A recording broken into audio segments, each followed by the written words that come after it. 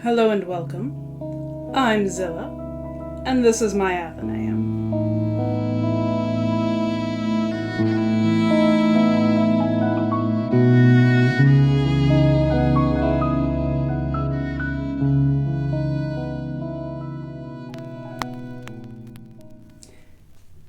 It's easy in this time of unchecked plague, rising fascism, and encroaching global disaster to give in to despair. Despair can take many forms. For some, they lean into denial. They look for someone to blame, someone to tell them it's not their fault, some savior to come and take the problem out of their hands. Others feel the problem is just too big for them to affect. When they try to learn what to do, they experience activism fatigue. Their attention pulled in too many directions by too many different individual needs. They give up, turning back to their day-to-day lives, tacitly hoping someone else will deal with it. And still others, often the ones most deeply wounded by the way things are, they just want to burn it all down. They can't see another way forward, and they and their loved ones are in too much pain. Anything has to be better than where we are, right? I have the utmost sympathy for all three of these positions. I, too, would love to see a strongly principled leader come in and just fix it. I, too, sometimes need to turn back to my day-to-day life just to keep surviving. And I, too, have been personally and secondarily wounded by what's happening and want to see a radical change. But I don't think we can afford to give in to despair. None of these reactions will be enough. There is no Deus coming from the machinery to save us. The way things are will kill us all if we just bury our heads in the sand and ignore it. And burning it all down will not result in something good arising. Not unless we plan for it. So today what I'd like to do is perform with you a simple thought experiment. And don't worry, nobody, even theoretical, needs to die for this to work. I just want you to take a moment, clear your mind, and ask yourself, what principles should be at the heart of a government? Let's take a step back and ask ourselves what a government is. What is the point? What is it for? At its heart, any government is the self-regulatory system of a community. It's the rules by which society builds itself, and even without active governance, there's still a system in place. By default, might will make right, unless and until a community of people come together to decide on the rules. So when I ask what a government is, I'm not talking about whether we should make a social democracy, or a plutocratic oligarchy, or a representative theocracy. I'm not talking about how votes are counted, or whether cops should have guns, for now. I'm much more interested in what the goals are of this government. What ideals is it founded on, and how are these principles put together? In a word, what is right? I'm hardly the first person to ask this question, but I wonder if many of you, like me, grew up believing that this question didn't need to be raised, that it was settled. All men are created equal and all that jazz. But if there's one thing I've learned over many years of studying history, it's that people as a whole don't really change. We have the same curiosity, the same drive, and the same impulses as those who came before us. We just have different and sometimes better tools. So I don't mind asking the same question as Plato or Thomas More. I don't mind looking for the same utopia, place, topos, that is not ou. In fact, I'd like to look for an eutopia, a place that is good. Because the question of what a government should be has never really been solved. And perhaps it never can be. But I think it's something we have to keep striving for, and we might come up with a new and better answer. After all, we are living in times of change. So given that, what would you put in place? When we think about what needs to change in America, it can get pretty overwhelming. The Me Too movement has re-exposed rampant misogyny, and the Black Lives Matter movement has highlighted the gross systemic racism baked into our society. But dig below the surface and you'll find there's so much more. Racism isn't just against black people, but everyone from Muslims to Native Americans. Sexism isn't just misogyny, it's also toxic masculinity and transphobia. And that's not even getting into ableism, homelessness, poverty. I could go on. There is no way to pay attention to everything all at once. And it's not surprising that so many people just choose to shut out what doesn't affect them day to day.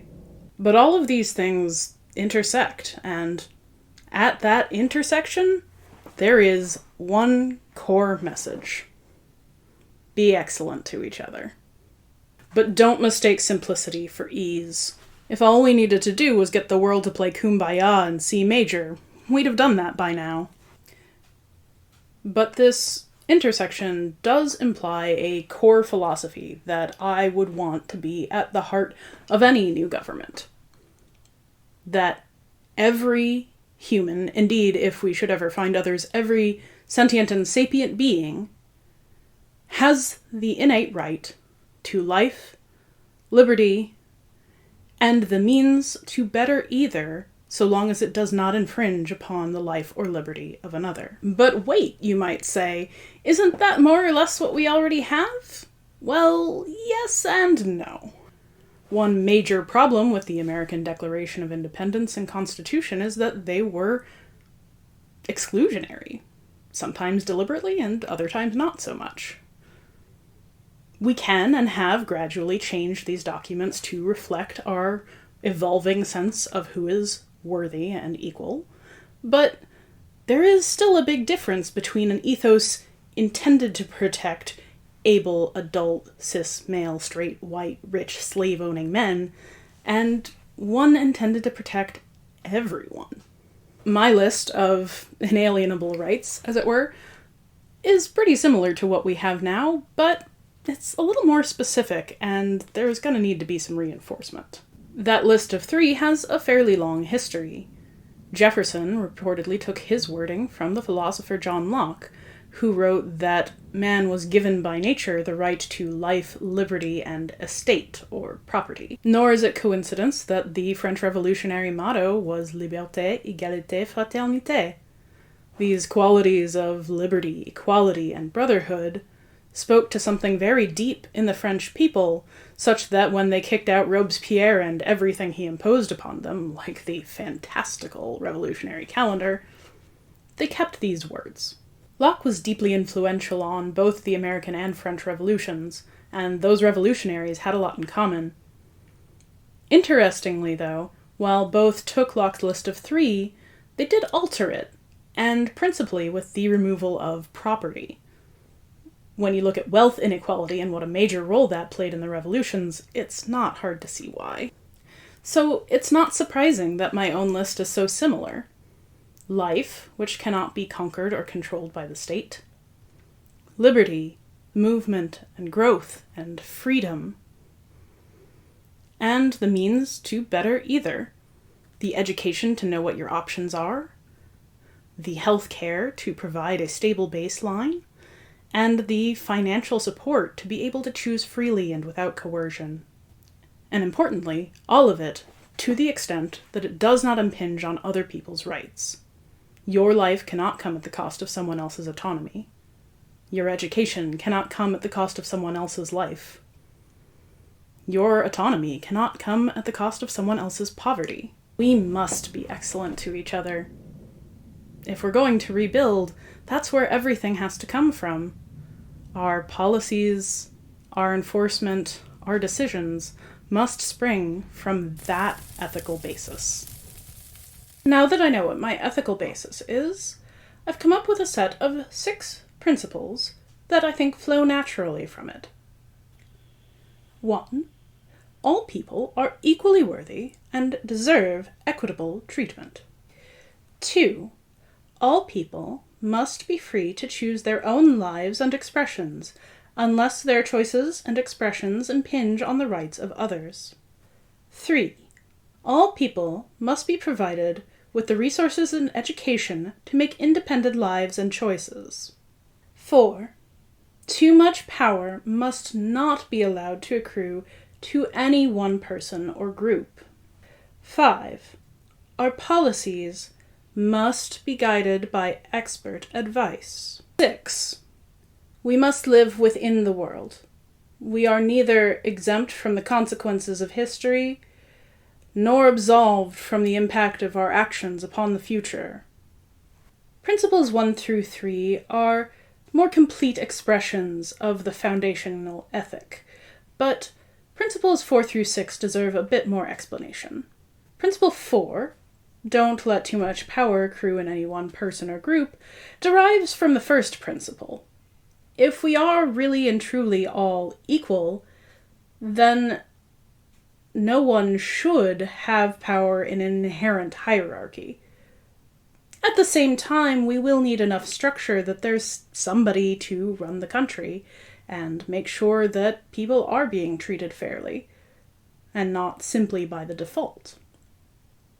So, it is our duty as citizens to be on the lookout for false use of terms, the way that Augustus took up the title of princeps, or first citizen, rather than actually declaring himself emperor, but took all the power for himself.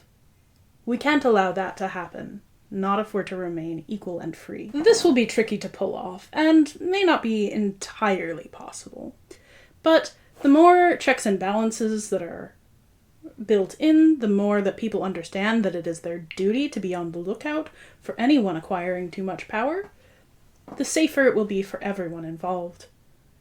If there is going to be some sort of representative ruling class making the rules for everyone, then we have to make sure that it doesn't get too homogeneous, or we'll wind up with a situation where some people are an underclass. I think that somebody with far more expertise in this area than I should come up with a solution to that. But I feel like it's safe to say that a 2-party system with a first-past-the-post voting has got to go, and so does the Electoral College. Which brings us to Principle 5. Our policies must be guided by expert advice. We train experts so that they will be able to bring nuance and knowledge to situations where not everyone has time to fully understand the situation. We can't just let ourselves be moved by emotional policy and ideals, as tempting as that would be.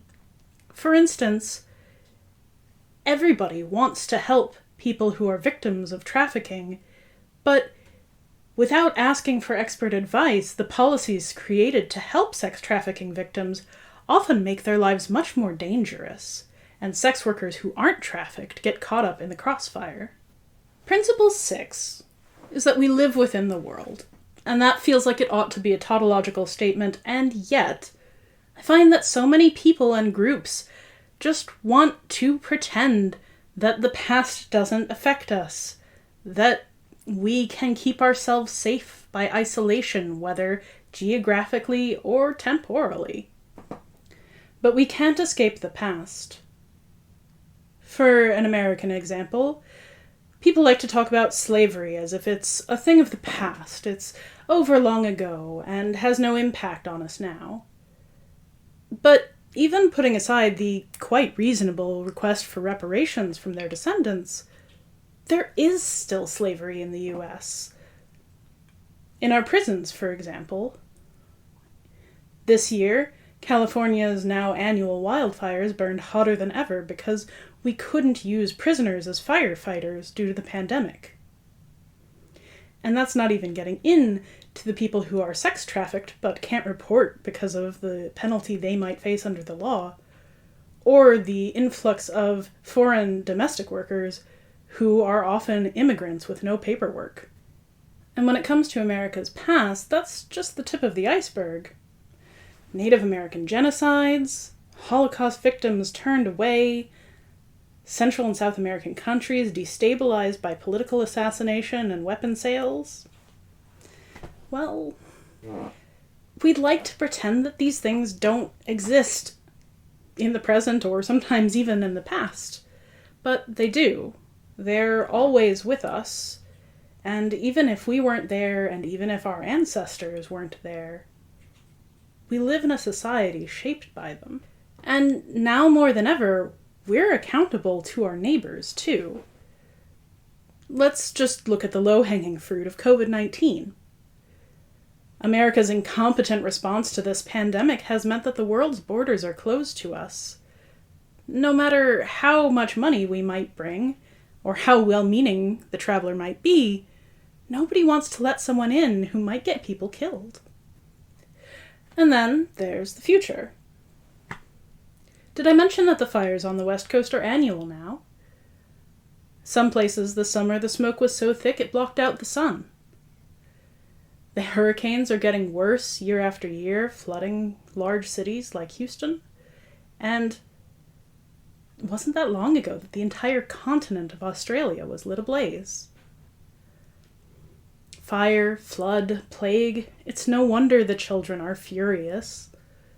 We've done almost nothing to solve this coming climate apocalypse, and they're going to inherit it. This is only the starting point for thinking about what a government should be. But I think it's something that we need to think about. In fact, I think it's something we should have been thinking all along. That's my list, for now. But, like any good piece of research, it's not really done. There's only a point at which I share it with other people, put it into the global conversation so that you and others can add to it. So my request to you is to join that conversation. What do you think? What would be on your list? Where do we go from here? And what did I miss? What would your Eutopia look like? Keep learning, friends.